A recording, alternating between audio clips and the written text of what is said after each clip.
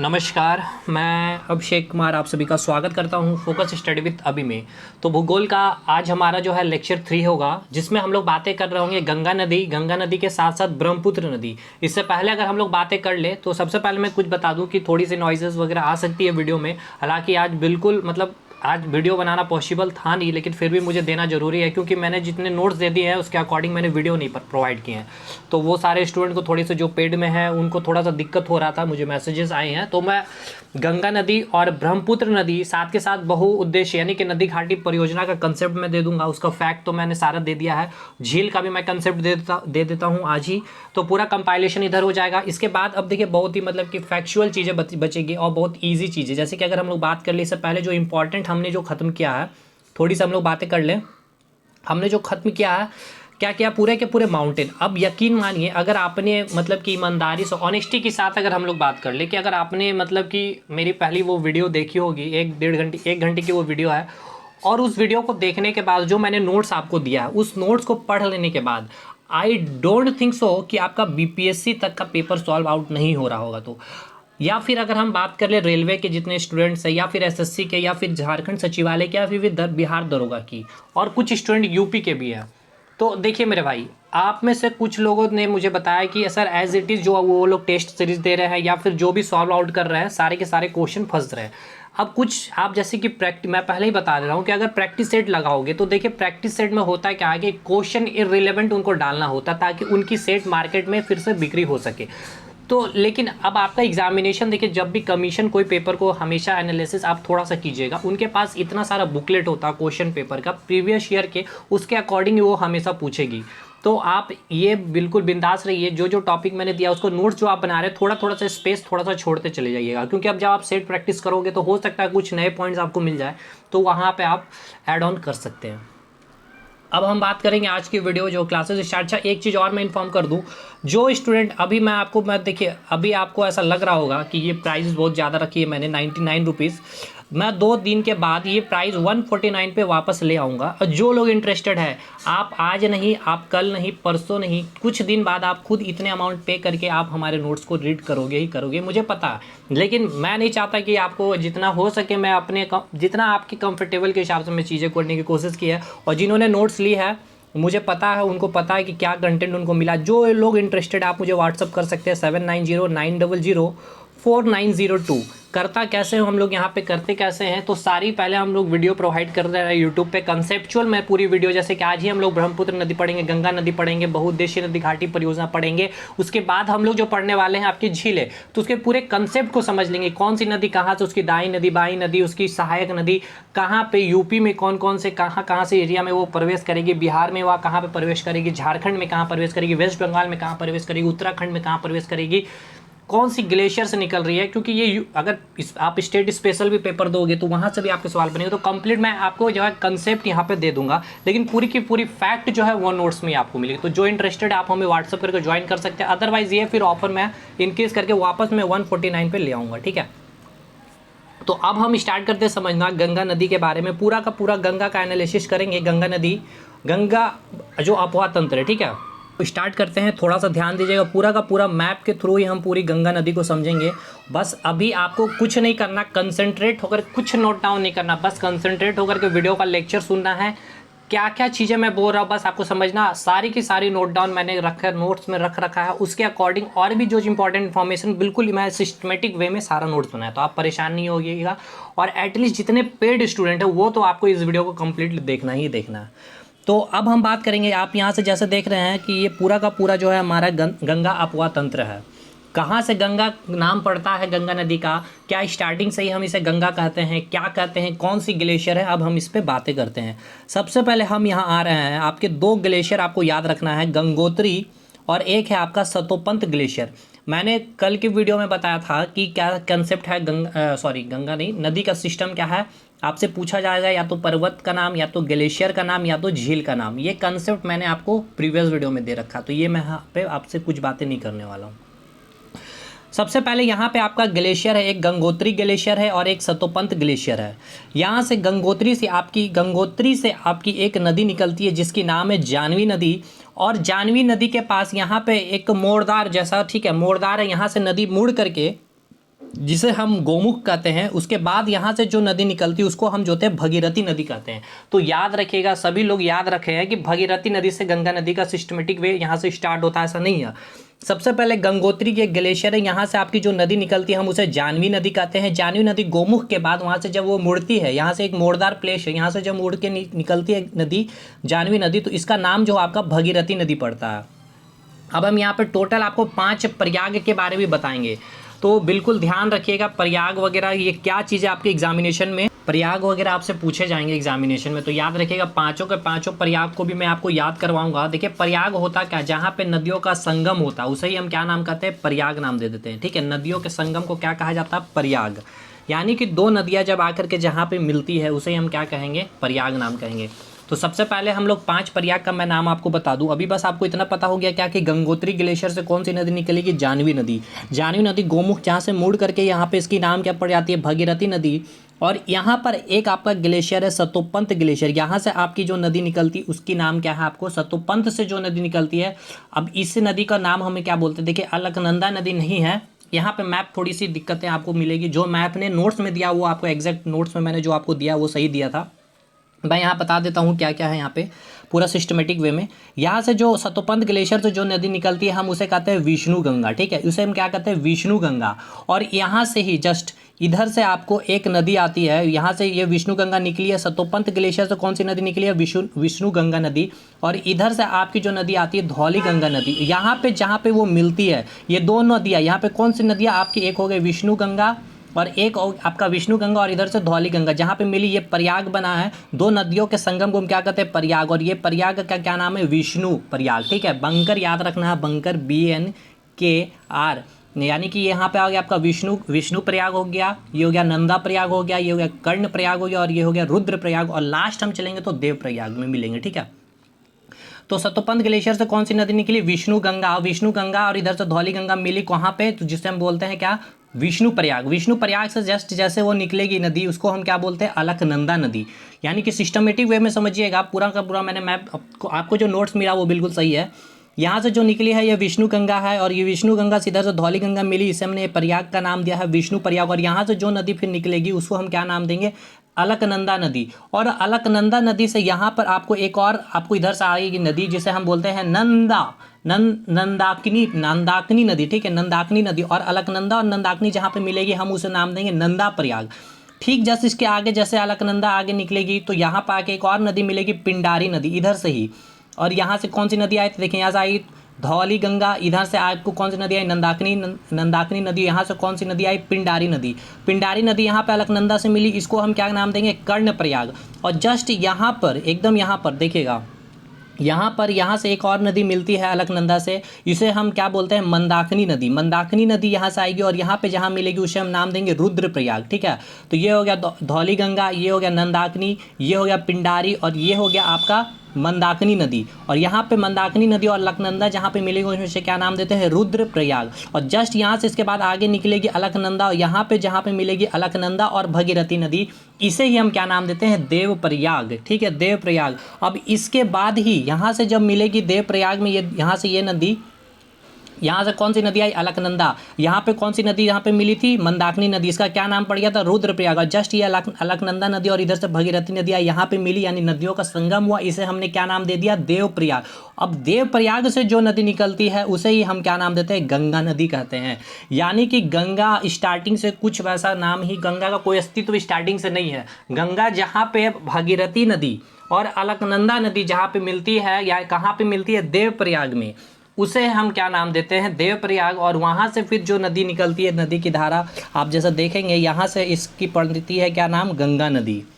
अब यहाँ से गंगा नदी के बाद हम यहाँ से जो है उत्तराखंड में एंट्री कर रही है ये नदी, और ये नदी सबसे पहले ऋषिकेश में एंट्री करेगी, उसके बाद आपका हरिद्वार। तो पूछा जाएगा ऋषिकेश, अब जितने नगर है सारा का सारा याद कर लीजिए, मैं पूरा नदी में ही सारा याद करवाता हूँ। तो ऋषिकेश जो है किसके नदी के, गंगा नदी है।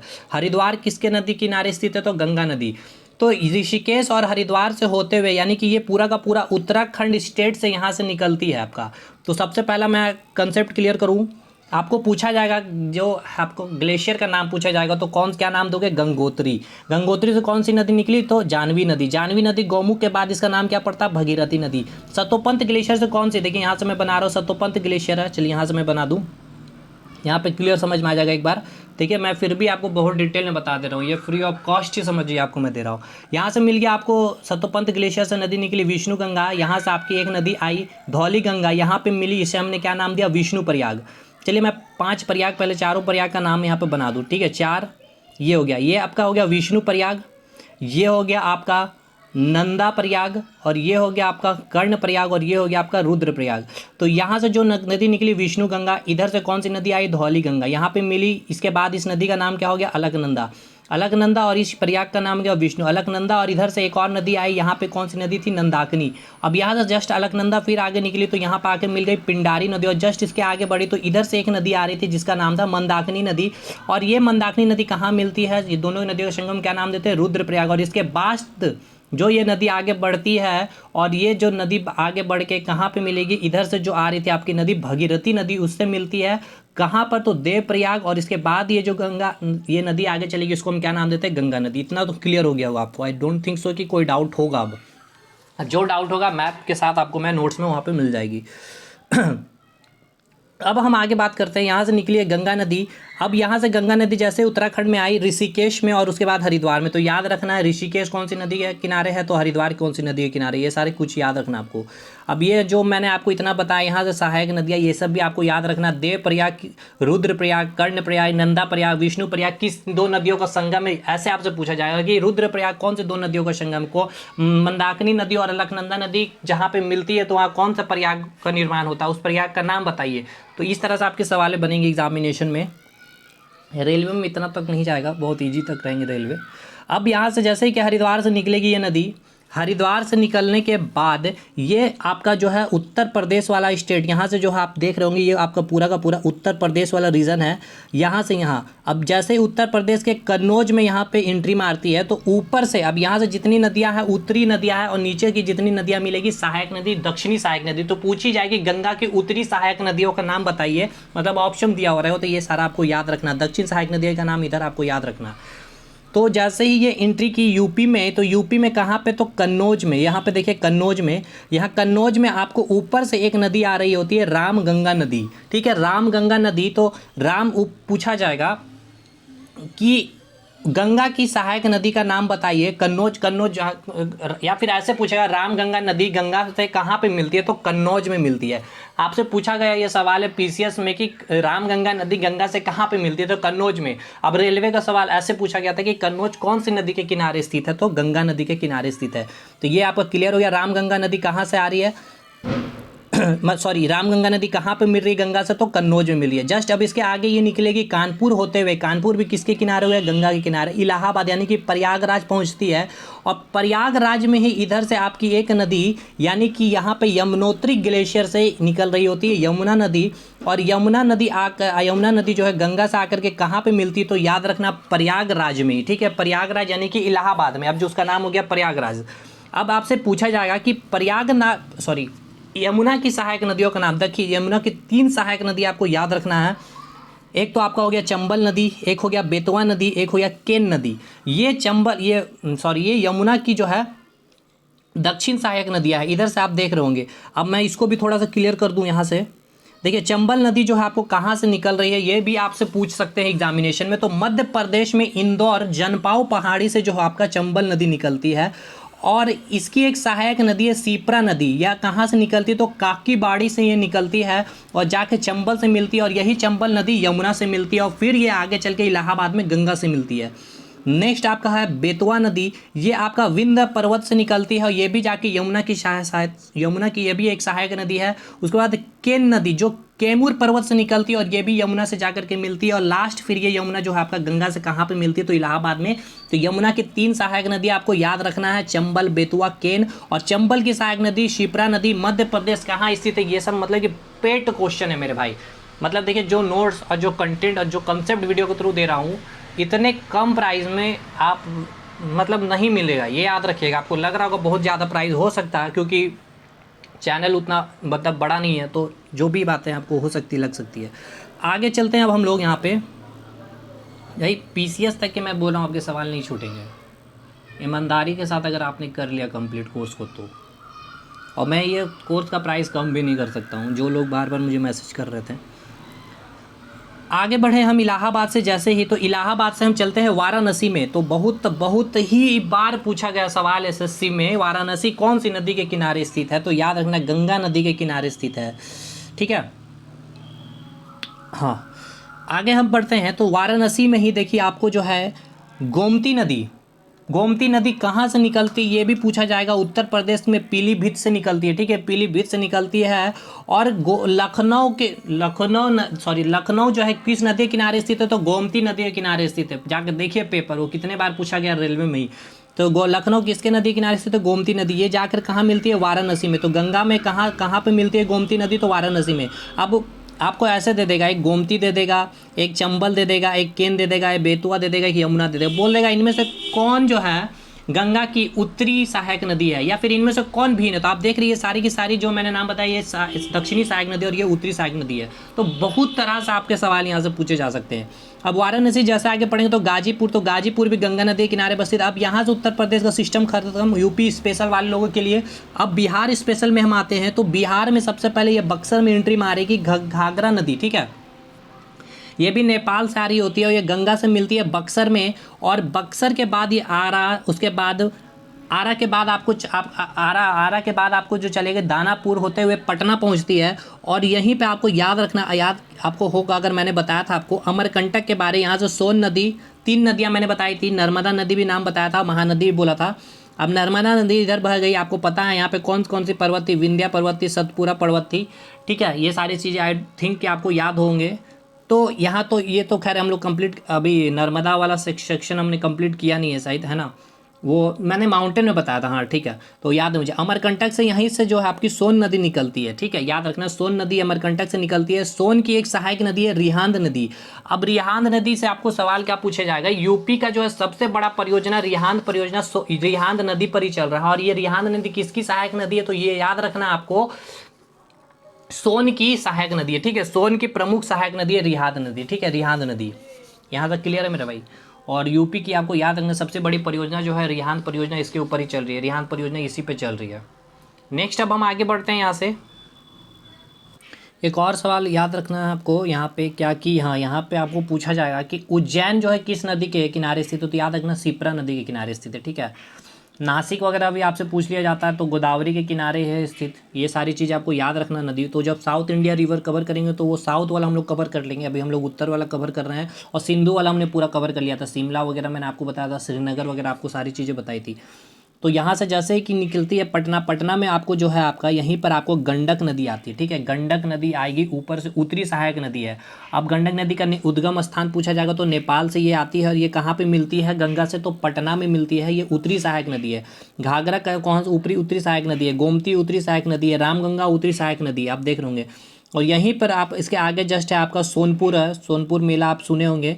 और पुनपुन नदी जो है आपकी दक्षिणी सहायक नदी है। तो ये पुनपुन नदी आएगी कहाँ पे? बिहार में फतुआ पे मिलती है। और जस्ट इसके आगे चलेगी मुंगेर भी गंगा नदी के किनारे है। और यहाँ से भागलपुर होते हुए ऊपर चढ़ेगी, सुल्तानगंज होते हुए कटिहार में आपकी एक नदी आती है कोसी नदी। बिहार का शोक जिसे कहते हैं आप सभी को पता है, तिब्बत से निकलती है, ये तिब्बत से निकलती है। और इसे हम बिहार का शोक कहते हैं क्योंकि ये बहुत आप सभी को पता है। और मार्ग परिवर्तन करने के में सबसे ज़्यादा अगर पूछा जाएगा कौन सी नदी है सबसे ज़्यादा मार्ग परिवर्तन करती है, तो कोसी नदी। तो ये कटिहार में कटिहार में ये गंगा से मिलेगी।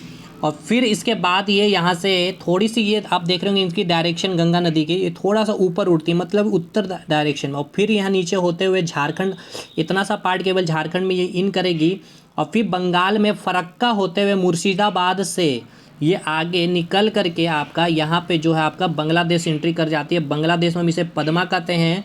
और यहीं पे आपका जो है मुर्शिदाबाद में गंगा नदी का 2 डिवीज़न हो जाता है। एक तो इधर से गंगा होकर निकलती है और यहाँ पे आप देख रहे होंगे हुगली नाम से यहाँ से गंगा कलकत्ता यानी कि वेस्ट बंगाल में इन करती है। और कलकत्ता जो है हुगली नदी किनारे स्थित है।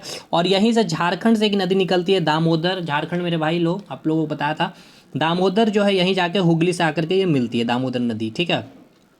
और फिर से ये आपका जो है बंगाल की खाड़ी में गिर जाएगी और यहाँ पे ये आएगी पद्मा में, और इधर से आपका ब्रह्मपुत्र आता है जमुना, और यही से को हम क्या नाम देते हैं, मेघना नदी। ठीक है, तो आपसे और क्या क्या जितना सवाल पूछा जा सकता है तो मैंने बता दिया। अब आपके पूछा जाएगा कि गंगा की दक्षिण सहायक नदी कौन कौन से, एक तो आपको याद रखना पुनपुन, एक हो गया सोन नदी और एक हो गया यमुना। ठीक है, ये हो गया यमुना, यमुना नदी। मैं फिर से बता दूं, मैं बना दे रहा हूँ आपको, ये हो गया यमुना नदी, सोन नदी और पुनपुन, तीन जो आपकी दक्षिण सहायक नदियां हैं। और अब आप सोच रहे होंगे सर तो ये कौन सी नदियां हो गए, तो भाई ये यमुना की सहायक नदी है, चंबल, बेतवा, केन, ये जो हो गया यमुना की सहायक नदी है, ये यमुना की दक्षिण सहायक नदी है। अगर यमुना सहायक आपका पूछा जाएगा तो ठीक है। अब आपका परेशान मत रहिएगा, आपको दिमाग में आ रहा है हैदराबाद सर एग्जाम में पूछता है, एमपी पूछता है आपके एग्जामिनेशन में कौन सी नदी के किनारे स्थित है, तो वो साउथ जब इंडिया पढ़ेंगे हम, साउथ इंडिया में जब यहाँ जाएंगे, यहाँ पे जो रिवर है महानदी, गोदावरी, कृष्णा, कावेरी, नर्मदा, ताप्ती, यहाँ पे वो सारी नदियों की बात करेंगे तो वहाँ पे आपका कंप्लीट हो जाएगा। ठीक है, अब उत्तरी सहायक नदी की बात करें तो एक आपका रामगंगा, एक हो गया गोमती, एक हो गया घाघरा, एक हो गया आपका कोशी। ठीक है, ये आपके क्या हो गया उत्तरी सहायक नदी। तो पूरा का पूरा ये गंगा का सिस्टम हमने कंप्लीट कर लिया है। अब यहाँ से आपके गंगा से आपके सवाल नहीं छूटेंगे। अब हम बात करेंगे ब्रह्मपुत्र नदी के बारे में। देखिए ब्रह्मपुत्र नदी के बारे में यहाँ बात करते हैं, पूरा का पूरा यहाँ पे पूरा स्ट्रक्चर तैयार है, बस आपको समझ करके यहाँ पे सारी चीज़ें आपको क्लियर कर लेना है एक बार। देखिए यहाँ पे आपको मैंने अभी बताया था, यहाँ से कौन सी नदी आई आपकी, गंगा नदी आई। ठीक है, ये तो आपका क्लियर है इतना। यहाँ से कौन सी नदी आई थी, गंगा नदी इधर से आ रही थी, जो आपके बांग्लादेश होते हुए यहाँ पे जो नदी क्या नाम होता है बांग्लादेश में, इसका नदी पद्मा हो जाता है। इधर से आपको ये जो आई आपकी, ये आपकी कौन सी जमुना, और इसके बाद जो है मेघना। आगे समझिएगा अभी मेघना जमुना, इसके लिए आप परेशान मत होइए, बिल्कुल नहीं परेशान होना। सबसे पहले हम यहाँ देखते हैं कि कौन सी ग्लेशियर से आपका निकल रहा है ब्रह्मपुत्र नदी, तो ये आपको याद रखना है। यहाँ पे मैंने आपको सिस्टम बताया था, पर्वत के ऊपर क्या होता है, ग्लेशियर जम जाता है, उसके पिघलने से झील का निर्माण होता है, फिर से नदी वहीं से निकलती है। तो सबसे पहले पर्वत याद रखना है, कैलाश पर्वत तिब्बत में, और चेमा युंगडुंग। ठीक है, चेमा युंगडुंग ग्लेशियर है, वहीं से जो है आपकी कौन सी नदी, ब्रह्मपुत्र नदी निकलती है। कैलाश पर्वत से ब्रह्मपुत्र नदी निकलती है, और ये जो झील बनता है आपका मानसरोवर झील, यहाँ से आपका जो है ये ब्रह्मपुत्र नदी निकलती है। तो तिब्बत में ब्रह्मपुत्र को, ये जब तिब्बत से होकर के आती है तो इसे हम कौन सा नाम बोलते हैं, तो सांगपो नदी कहते हैं।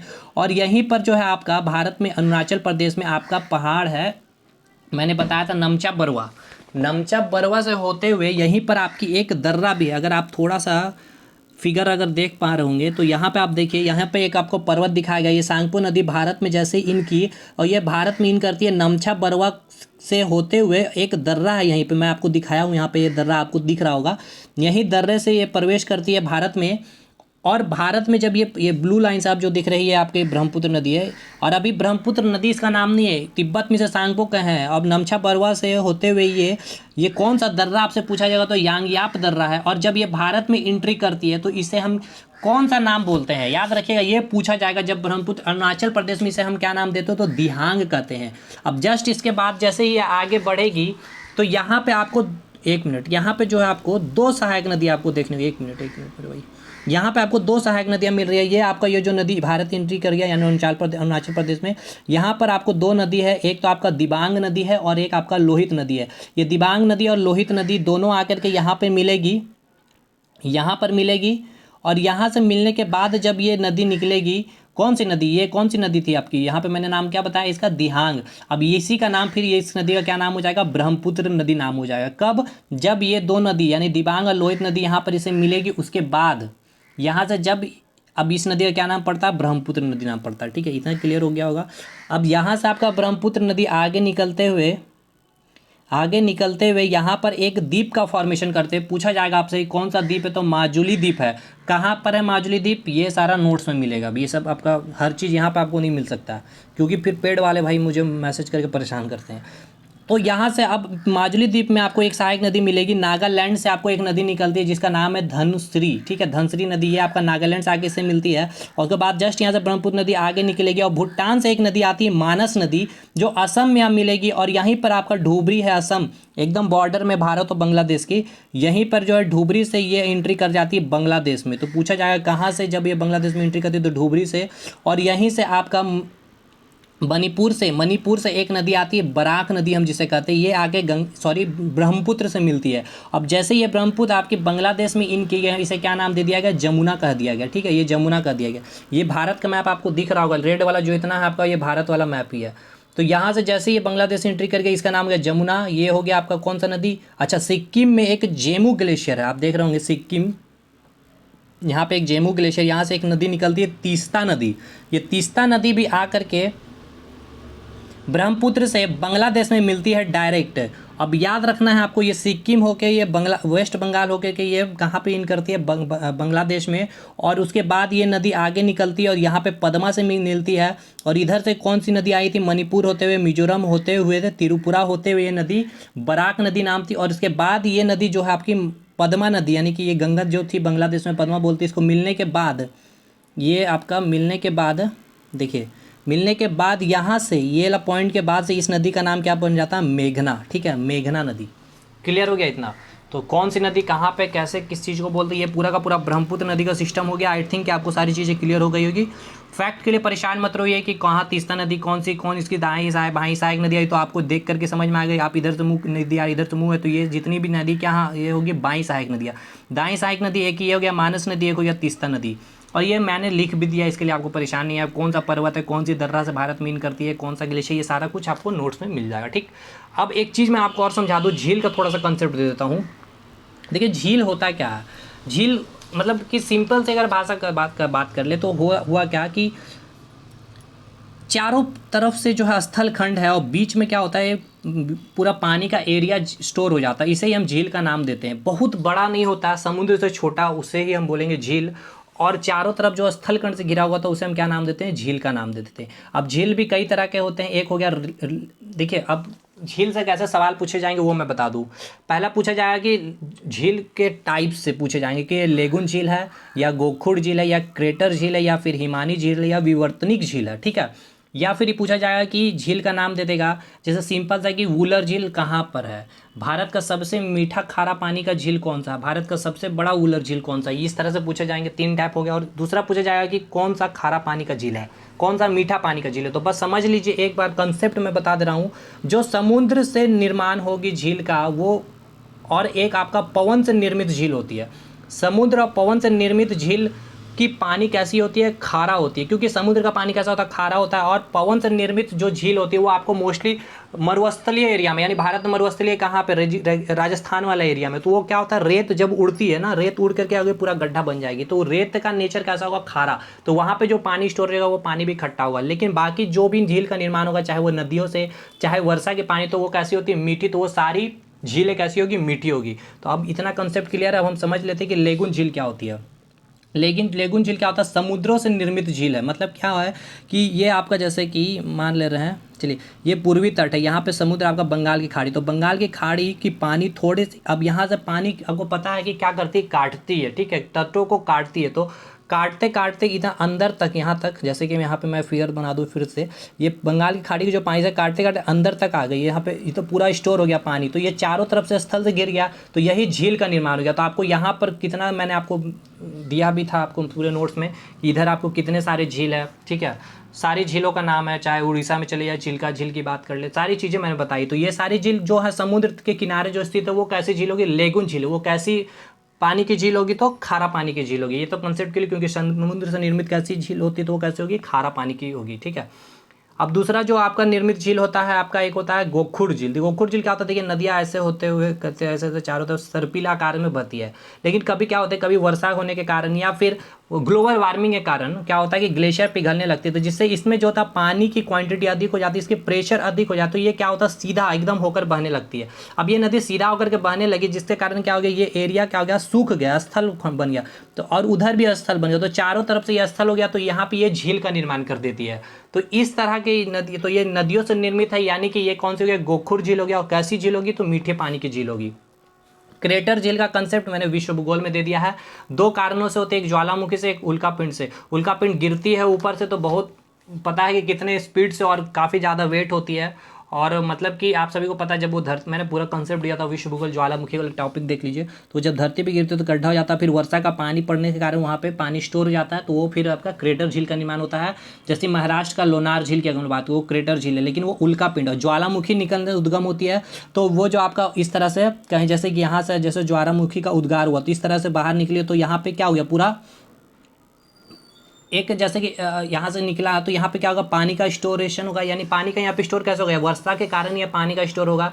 तो ये कैसी झील होगी, क्रेटर झील, लेकिन ज्वालामुखी निर्मित, लेकिन इसकी जो टेस्ट कैसा होगा, खारा या मीठा, तो मीठा होगा क्योंकि वर्षा का पानी इसमें स्टोर करेगा। क्लियर। अब हो गया बर्फ। ग्लेशियर के पिघलने से क्या होता है, झील का फॉर्मेशन होता है। आपको मैंने कल बताया था, जैसे पर्वत है यहाँ पे, ग्लेशियर का पिघलने से क्या हुआ, झीलों का निर्माण हो जाता है। ठीक है, सिंधु नदी वाले सिस्टम मैंने बताया। तो ये भी कैसी होगी, इसकी पानी तो मीठी होगी। बर्फ़ कैसी होती है, मीठी लगेगी इस पानी। ठीक है। अब एक जो है विवर्तनिक झील, यानी कि प्लेटों के एक दूसरे के मूवमेंट के कारण, जैसे कि ये एक प्लेट है और एक ये प्लेट, इधर मूव कर रहा है इधर मूव कर रहा है, तो बीच में गड्ढा बन गया। यहाँ पे फिर वर्षा का पानी है या फिर नदिया की पानी आके कलेक्ट हो जाएगी, तो फिर यहाँ पे भी झील का निर्माण होगा। तो इससे विवर्तनिक प्लेट होगा। और ये कैसी होगी, तो मीठी पानी की झील है। तो कौन सी अब आपका है सिस्टम में कि कौन सा लेगून झील है, कौन सा गोखुर झील है, कौन सा क्रेटर झील है, कौन सा विवर्तनिक झील है, ये सारा कुछ सिंपल सी बात है। जो समुद्री तट के किनारे कौन सा झील होगा, वो लेगून झील होगा। अब जो बीच में आपको देखने को मिलेंगे और कुछ कुछ जैसे महाराष्ट्र के झील हो गए, वो सारी चीज़ आपको मैंने पूरा नोट में बना के रख दिया कि कौन सा मीठी झील है। अब मुझे एक चीज़ वहाँ बच गया कि कौन बड़ा है, कौन मीठे पानी की सबसे बड़ा, कौन खारे पानी की सबसे बड़ा झील, वो मैं आपको नोट्स में दे दूँ, उसके लिए परेशान नहीं होना। तो ये चीज़ें क्लियर। नदी घाटी परियोजना का भी कंसेप्ट दे दिया, पूरी नदियाँ कंप्लीट है। अब केवल साउथ इंडिया की नदी बची है, तो उसे हम नेक्स्ट कल उसे कंप्लीट कर दूंगा। ठीक है, ऑलमोस्ट कंसेप्चुअल जो वीडियो देनी है मुझे, अब हमारा जो है यहाँ पे पूरा का पूरा कंप्लीट हो रहा है धीरे धीरे। ठीक, चलिए जिनको ज्वाइन करना जल्दी से ज्वाइन कीजिए। चलिए मिलते हैं नेक्स्ट वीडियो में, तब तक के लिए धन्यवाद।